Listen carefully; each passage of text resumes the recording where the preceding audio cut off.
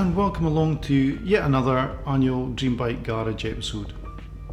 Yep, my old buddy Codger Biker has sent me another invite this year and challenged me to pick only 5 new bikes that I'd like to stash away in my garage in 2024.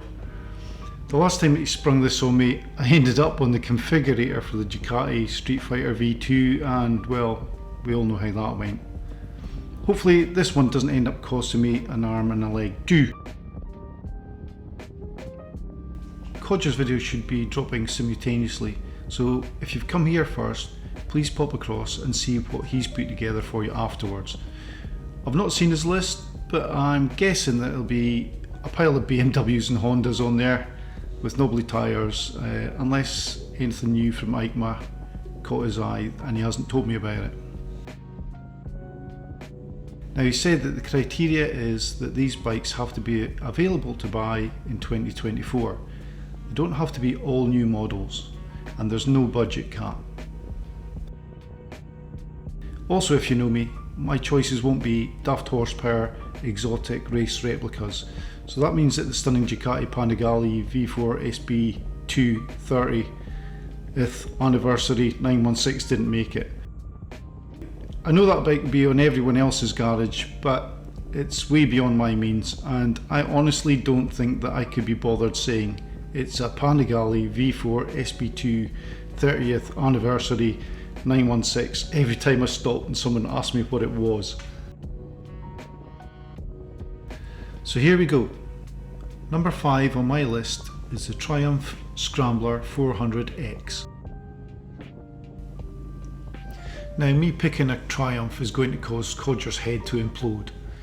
He'll be busy shouting at the telly at this very moment. My reason for picking this bike is that I'm seriously looking into replacing tHOR, my little Svartpilen 401. As I pointed out in a couple of videos recently, he's physically a tad too small for me on some of the adventures that I've been taking him on. He's a little cramped for space after a long day in the saddle, and so I'm looking for something with a similar engine layout and character for the narrow back roads that I like to explore, and the Triumph seems to tick a lot of those boxes. In fact, it's scary just how close the spec sheets for both of these bikes are. I've gone as far as to configure one on the website, and brand new it comes in cheaper than a used Svartpilen 701 or Ducati Scrambler Desert Sled, both of which I've been looking at. However, spec sheets don't tell you the whole story, do they? So I'm going to have to book a test ride in the spring and see how I get on with it. I'm hoping the extra size and ground clearance gives me a little bit more confidence off-road, and yeah, I'm really looking forward to swinging my leg over one of these.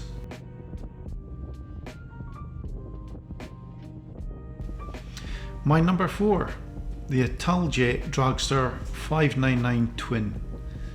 Is this a scooter or a motorcycle? Well, Italjet think that it's both. It's an absolutely bonkers creation based on the previous Dragster lineup, and I've always liked those, even although my mates all laughed at me when I posted them on our Facebook chat group a few years back. This new version, which was on show in EICMA, comes with a 58 brake horsepower twin engine and a proper 6-speed manual gearbox. It looks as though it's crashed through a Gillette razor blades factory, doesn't it? But I just love it. The single-sided suspension on the front wheel, well, that's been ditched for twin forks to cope with the extra speed and braking, but I think that just helps give it a more motorcycle-like appearance. It's got some lovely details like the indicators which are built into the lever guards. Now just imagine rocking up anywhere on this two-wheeler. You'd be sparking up conversations wherever you went, and again, I think this would be so much fun on a back road. I just love the fact that this even exists. The official videos, they're not very clear. They were more for build-up before EICMA, so there's not much substance to them. They're hidden in the shadows. So if you click on the top right corner there, I've included a link to a cracking video there with some nice close-ups of the details, etc.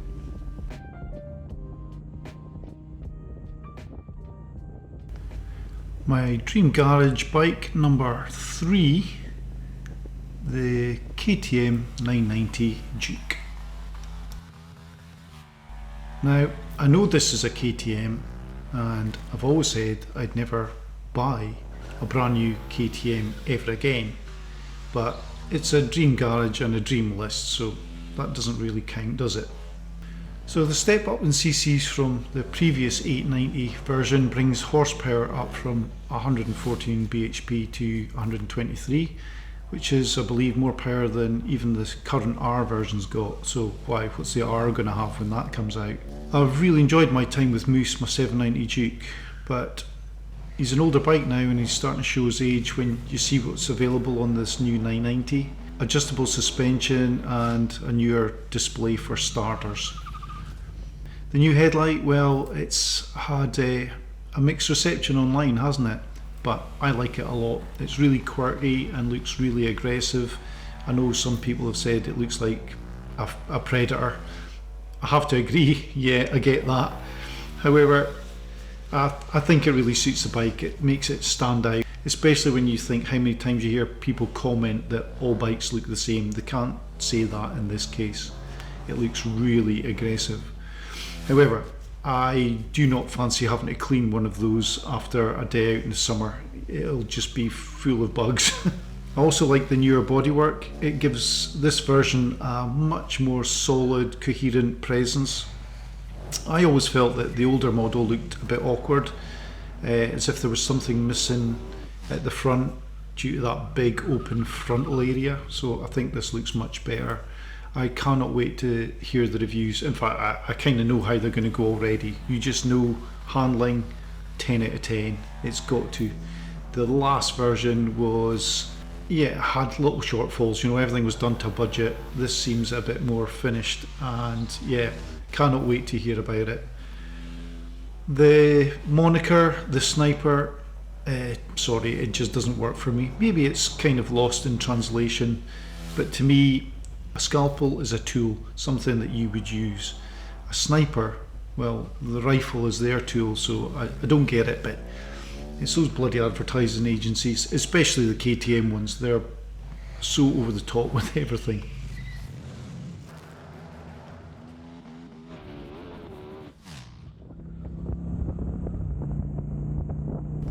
At number 2 in my dream garage for 2024, I have gone with the Yamaha XSR 900 GP.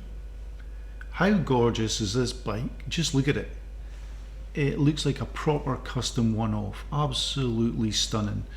And the styling to me is just spot on. I spent ages twirling it around on the Yamaha configurator, taking it in from all angles. Even being very selective with my configuration build, it still became pretty expensive. But still, it looked like it would cost 10 or 20,000 pounds more than it actually ended up costing. It's available in a grey and black or red and white version. I prefer the red and white. I think it reminded me of those 1980s cigarette sponsored MotoGP bikes, or GP500s as they would have been back then. And yeah, I just think everything about that bike with those colours, it just looked perfect. You could almost convince people that you're a very wealthy person and this is actually a very expensive resto mod and not an MT09 in a sharp suit. I'd happily have one of these in my real garage, never mind a dream garage. And as far as I'm concerned, I'm going to give this bike 10 out of 10 and it's down as a future classic.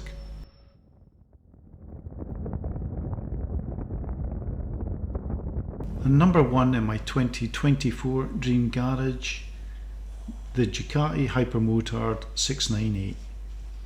It's about now that Codger's shouting, "I knew it!" at his telly. Now online this bike has been very divisive. People either love it or hate it, and well it's obvious I happen to like it a lot. The 990 Duke will probably eat it for breakfast on a back road, but I still want one. Unfortunately, even before anyone's had a test ride, the haters have been piling on. Usually it's the price that's the main sticking point, that and the fact that some people think that a single cylinder bike shouldn't cost a lot, long service intervals or not. But to compare it to other super motards kind of misses the point in my opinion. Yes, it's a lot for a single, and they gave it a daft number totally unrelated to its displacement, but there's no denying it looks like a quality product. It's a bit like going to see an action movie in the 1990s. Would you have expected a Jean-Claude Van Damme movie to have the same production values as an Arnold Schwarzenegger movie just because they have muscles and a strange accent? As I said earlier, spec sheets are only half the story.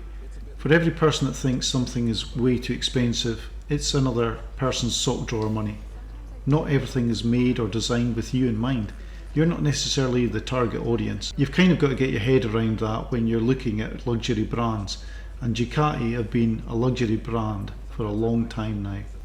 Bikes like this influence the market. If the fit and finish and reliability are good, and it's a sales success, then hopefully Honda, Kawasaki, Suzuki, Yamaha, they'll all decide to bring something more affordable, but just as well put together, out to the mass market.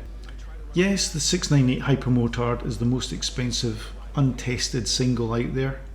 3 or 4 grand more than the Jean-Claude Van Damme versions, but I'm still giving it pride of place in my 2024 dream garage.